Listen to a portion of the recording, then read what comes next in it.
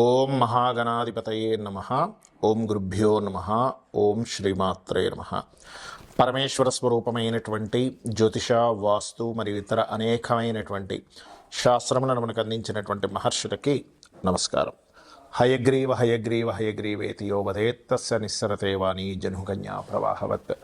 అరుణాం కరుణాతరంగితాక్షీం ధృతపాశాంకుశపుష్పబాణచాపాం అనిమాదిభిరావృతాం మయూకైః అహమిత్యేవ విభావయే భవానీం. శ్రీమాత్రే నమః. మనం ఈరోజు చెప్పుకోబోయేటువంటి విషయం ఏంటి అంటే, చాలామంది చూడండి, లైఫ్ చాలా హ్యాపీగా సాఫీగా సాగుతూ ఉంటుంది. ఉండగా కొన్ని కారణాల వల్ల గందరగోళంగా అయిపోతుంది జీవితం మొత్తము కూడా. చక్కగా నడుస్తున్న బిజినెస్ డౌన్ఫాల్ అయిపోవడము, లేకపోతే మంచిగా ఉన్నటువంటి జాబు కోల్పోవడము, చక్కగా ఉన్న ఆరోగ్యం దెబ్బతిండము, ఇట్లాంటివి ఏర్పడుతూ ఉంటాయి. ఆస్తులన్నీ ఏదో లిటిగేషన్స్లోకి వెళ్ళిపోవడం. దీనికి కారణం ఏమిటి? ఈ కారణము మనం ముందుగానే మనకి మహాదశానాథుడు కానీ ప్రకృతి కానీ హెచ్చరిస్తూ ఉంటుంది. అది ఏ మహాదశలు అంతర్దశలు వచ్చినప్పుడు ఏ లగ్నానికి ఎటువంటి ఫలితాలు, ఆ సమయంలో ఎటువంటి చిన్న పరిహార మార్గాలు, చిన్న మంత్రంతో చిన్న ధ్యానంతో ఎలా చేసుకోవాలి అనేటువంటి విషయాల్ని మనం ఒక్కొక్క లగ్నరీత్యా మనం ఇప్పుడు తెలుసుకుందాం. సింహలగ్నము, సింహరాశి. సింహలగ్నం వారికి పాపులు ఎవరు, ఆ యొక్క మహాదశలు వచ్చినప్పుడు లేదా అంతర్దశలు వచ్చినప్పుడు ఎటువంటి సిమ్టమ్స్ మీకు అర్థమవుతాయి, ఏ పరిహారం చేసుకోవడం ద్వారా ఆకస్మికమైనటువంటి సంఘటనల నుంచి బయటపడడం జరుగుతుంది అనేటువంటి విషయాలు చెప్తుంది. నేను ఎప్పటికీ కూడా చెప్పిస్తుంది సాక్షాత్ లలిత అమ్మవారిగా భావిస్తూ, ముఖ్యంగా సింహలగ్నానికి పాపులు ఎవరు తీసుకుంటే 3వ అధిపతి, 6వ అధిపతి, అదేవిధంగా 12వ అధిపతి న్యూట్రల్ అవుతాడు 12వ అధిపతి. కాకపోతే ఇక్కడ లాభాధిపతిని కూడా కొంత తీసుకోవాలి. ఎంత ధనాధిపతి అయినప్పటికీ కూడా బుధుడు సముడవుతున్నప్పటికీ కొంత ఇబ్బందినిస్తూ ఉంటాడు.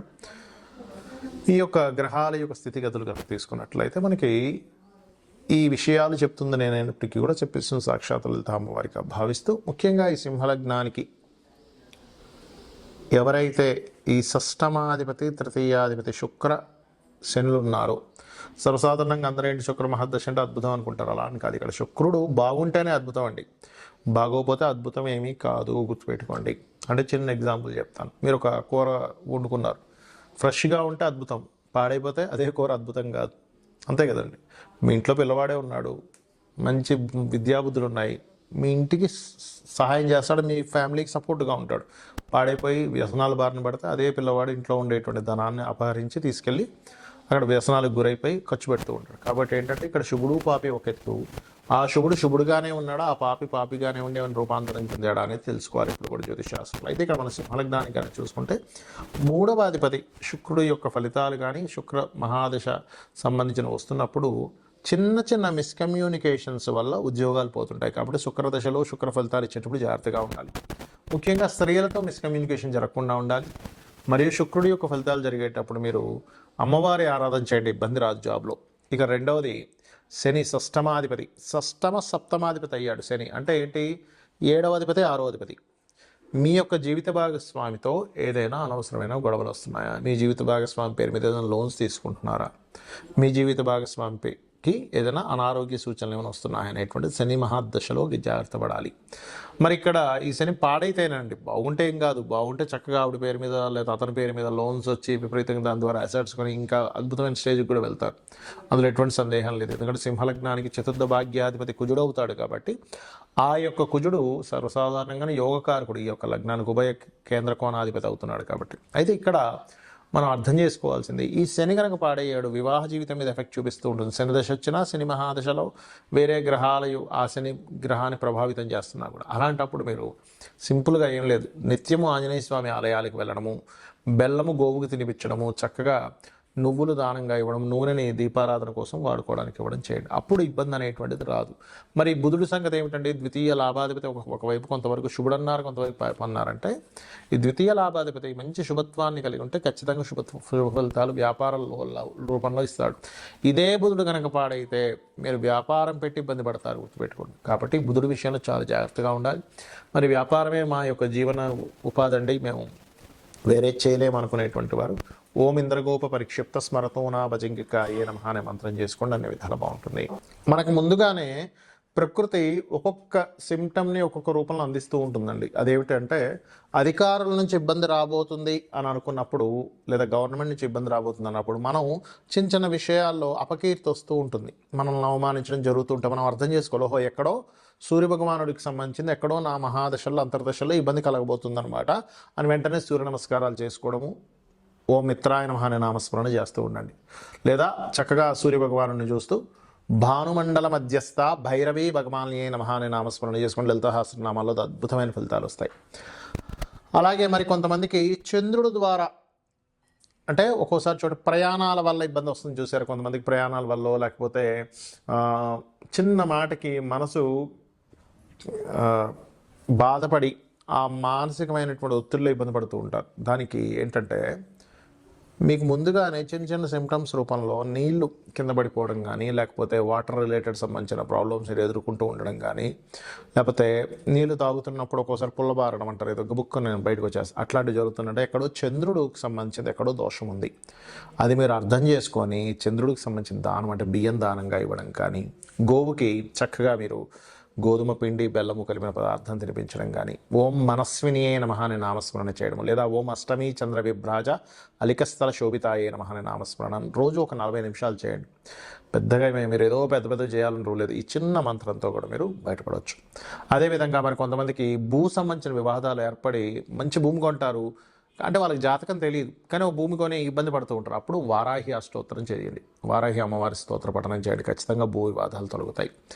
అదేవిధంగా మరి కొంతమందికి ప్రతి చిన్న విషయానికి మిస్కమ్యూనికేషన్స్ అవుతున్నాయంటే ఎక్కడో బుధుడు పాడయ్యాడు, బుధ సంబంధంగా మీకు ఏదో రాబోతుంది, మిస్కమ్యూనికేషన్ అయి తర్వాత మీరు బిజినెస్లోకి వెళ్తున్నారు అంటే అక్కడ ఏదో సంథింగ్ ముందుగా మీకు హింట్ ఇచ్చింది, మీ యొక్క ఈ యొక్క మిస్కమ్యూనికేషన్ మీకు రేపు పొద్దున్న వేరే దానికి దారి తీయబోతుంది అని. అప్పుడు మీరు చేయవలసింది ఏమిటంటే చాలా సింపుల్గా మీరు ఒకటే గుర్తుపెట్టుకోండి, మీరు చేయవలసింది ఏదైతే బిజినెస్లో ఉన్నాయో ఆ విషయాన్ని జాగ్రత్త చూసుకోవాలి. మరియు లలితా సహస్రనామాల్లో ఓం ఇంద్రగోప పరిక్షిప్త స్మరతోనాభజంగికాయ నమః, అదేవిధంగా గోవుకి గోంగూర తినిపించడం చేయండి. ఖచ్చితంగా మీకుండేటువంటి బిజినెస్ చక్కగా అభివృద్ధిలోకి వస్తుంది. గురు సంబంధించిన దోషం మీ జన్మజాతకంలో ఎక్కడో ఇబ్బంది ఉందన్నప్పుడు మీరు గురువులతో కొన్ని మాటలు పడుతూ ఉంటారు, మీకు తెలియకుండా మీ పెద్దవాళ్ళతో గైడింగ్ వాళ్ళతో, అంటే అక్కడ ఏంటి గురుగ్రహం ఎక్కడో పాడే మీకు ఆ దోషాన్ని ఇస్తుంది. అలాంటప్పుడు గోవుకి అరటికాయలు తినిపించడము, దత్తాత్రేయ మంత్రం జై గురుదత్త శ్రీ గురుదత్త చేసుకోవడం మంచిది. స్త్రీ ద్వారా ఇబ్బంది వస్తుందంటే శుక్రగ్రహ దోషం ఎక్కడో వచ్చింది, అలాంటప్పుడు శ్రీమాత్రే నమః, బొబ్బర్లు దానంగా ఇవ్వడం, గోవులకి తీపి చపాతీలు తినిపించడం. శని సంబంధించినటువంటి ఏదైనా దోషం వచ్చింది మీ జన్మజాతకంలో అన్నప్పుడు కింద స్థాయి వాళ్ళతో మీకు వ్యతిరేకతలు వస్తూ ఉంటాయి, అంటే మీ కింద పనిచేసే వాళ్ళతో, అంటే అర్థం ఏమిటి, శనిగ్రహం ఎక్కడ దోషమైంది, దానికేంటి నూనె దానంగా ఇవ్వడం, నువ్వులు దానంగా ఇవ్వడం, ఓం అనాకలిత సాదృశ్య చుబక శ్రీ విరాజితాయ నమః అని చేసుకోవడం, రాహు అయితే దుర్గని కేతు అయితే గణపతి ఆరాధన చేయాలి. ఈ రకంగా చేసినట్లయితే మీకు జన్మజాతకం లేకపోయినా మీరు ఎన్ని ఇబ్బందుల్లో ఉన్నా ఆ జస్ట్ ఆ సిమ్టమ్స్ అర్థం చేసుకుంటూ మీరు ఈ రకంగా లలితాసహస్రనామాలు చేసుకున్నా, లేదా నిత్య దీపారాధన చేసుకున్నా, నిత్య దేవతారాధన చేసుకున్నా మీకు ఎటువంటి ఇబ్బంది ఉండదు. గ్రహస్థితి ఎలా ఉన్నా సరే అమ్మవారు మిమ్మల్ని కాపాడుతుంది, కాపాడాలని మనస్ఫూర్తిగా కోరుకుంటూ శ్రీమాత్రే నమః అనే నామస్మరణ రోజు ఒక 40 నిమిషాలు చేయండి. పెద్దగా మీరు ఏదో పెద్ద చేయాలని రూల్ లేదు, ఈ చిన్న మంత్రంతో కూడా మీరు బయటపడవచ్చు. అదేవిధంగా మరి కొంతమందికి భూ సంబంధించిన వివాదాలు ఏర్పడి మంచి భూమి కొంటారు, అంటే వాళ్ళకి జాతకం తెలియదు కానీ భూమి కొని ఇబ్బంది పడుతూ ఉంటారు, అప్పుడు వారాహి అష్టోత్తరం చేయండి, వారాహి అమ్మవారి స్తోత్ర పఠనం చేయండి, ఖచ్చితంగా భూ వివాదాలు తొలగుతాయి. అదేవిధంగా మరి కొంతమందికి ప్రతి చిన్న విషయానికి మిస్కమ్యూనికేషన్స్ అవుతున్నాయంటే ఎక్కడో బుధుడు పాడయ్యాడు, బుధ సంబంధంగా మీకు ఏదో రాబోతుంది, మిస్కమ్యూనికేషన్ అయి తర్వాత మీరు బిజినెస్లోకి వెళ్తున్నారు అంటే అక్కడ ఏదో సంథింగ్ ముందుగా మీకు హింట్ ఇచ్చింది, మీ యొక్క ఈ యొక్క మిస్కమ్యూనికేషన్ మీకు రేపు పొద్దున్న వేరే దానికి దారి తీయబోతుంది అని. అప్పుడు మీరు చేయవలసింది ఏమిటంటే చాలా సింపుల్గా మీరు ఒకటే గుర్తుపెట్టుకోండి, మీరు చేయవలసింది ఏదైతే బిజినెస్లో ఉన్నాయో ఆ విషయాన్ని జాగ్రత్త చూసుకోవాలి. మరియు లలితా సహస్రనామాల్లో ఓం ఇంద్రగోప పరిక్షిప్త స్మరతోనాభజంగికాయ నమః, అదేవిధంగా గోవుకి గోంగూర తినిపించడం చేయండి. ఖచ్చితంగా మీకుండేటువంటి బిజినెస్ చక్కగా అభివృద్ధిలోకి వస్తుంది. గురు సంబంధించిన దోషం మీ జన్మజాతకంలో ఎక్కడో ఇబ్బంది ఉందన్నప్పుడు మీరు గురువులతో కొన్ని మాటలు పడుతూ ఉంటారు మీకు తెలియకుండా, మీ పెద్దవాళ్ళతో, గైడింగ్ వాళ్ళతో. అంటే అక్కడ ఏంటి, గురుగ్రహం ఎక్కడో పాడై మీకు ఆ దోషాన్ని ఇస్తుంది. అలాంటప్పుడు గోవుకి అరటికాయలు తినిపించడము, దత్తాత్రేయ మంత్రం జై గురుదత్త శ్రీ గురుదత్త చేసుకోవడం మంచిది. స్త్రీ ద్వారా ఇబ్బంది వస్తుందంటే శుక్రగ్రహ దోషం ఎక్కడో వచ్చింది. అలాంటప్పుడు శ్రీమాత్రే నమః.